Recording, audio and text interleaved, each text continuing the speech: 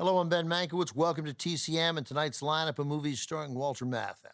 Up next, Matthau returns to deliver a supporting performance in a drama starring Richard Egan and Julie London from Universal in 1958, Voice in the Mirror.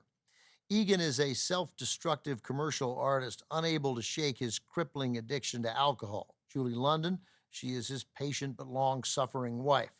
Walter Matthau gets third billing as Egan's doctor.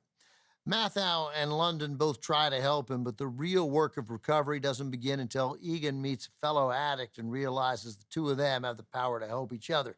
Together, they form a group that bears a very close resemblance to Alcoholics Anonymous. Voice in the Mirror premiered in 1958 during the peak of Richard Egan's run as a popular matinee idol. Julie London's fame at the time came from her singing career. Walter Matthau, 3 years after his movie debut, was just beginning to find his way into the business. Born on New York's Lower East Side, the son of Russian Jewish immigrants, Matthau grew up poor, found work as a young boy selling refreshments at Yiddish theaters on 2nd Avenue. After graduating high school, Matthau served 3 years in the Air Force during World War II, then returned to New York eager to try his hand at acting. He enrolled at the New School's dramatic workshop, studying under director Erwin Piscator. Matthau began his professional career performing on stage and then on live television. Matthau finally made his film debut in 1955, but Hollywood didn't know what to do with him right away. He didn't look like a movie star, but he also didn't look like anyone else. He had movie star talent, though.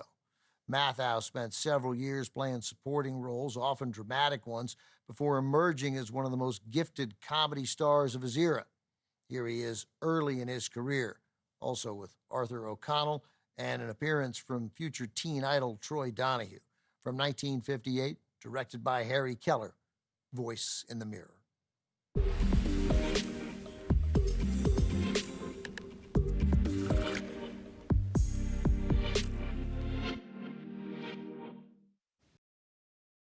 Walter Matthau's career in Hollywood was just getting started when he made Voice in the Mirror in 1958. The same year, moviegoers also saw Matthau playing supporting roles in the Elvis Presley musical King Creole, the Andy Griffith comedy Onionhead, and the Audie Murphy Western Ride a Crooked Trail.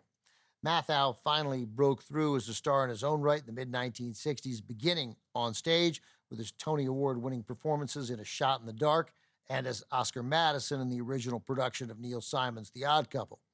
He co-starred with Jack Lemmon for the first time in Billy Wilder's 1966 comedy The Fortune Cookie, delivering a performance that won Matthau the Academy Award for Best Supporting Actor. Matthau and Lemmon then teamed up again for the 1968 film version of The Odd Couple. With those two pictures, they'd begun their reign as one of Hollywood's favorite comedy teams for the next 3 decades, all the way through The Odd Couple 2, released in 1998.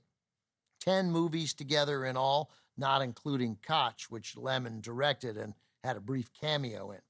They weren't just colleagues, they were close friends until Walter Matthau's death in 2000 at 79.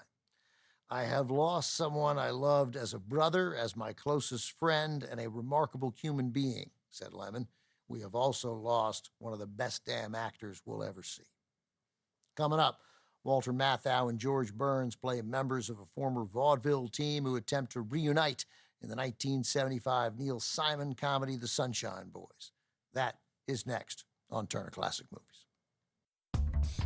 Next on TCM, The Sunshine Boys, then Ensign Pulver, and later Yellow Canary. Birds of a feather flock to TCM tonight.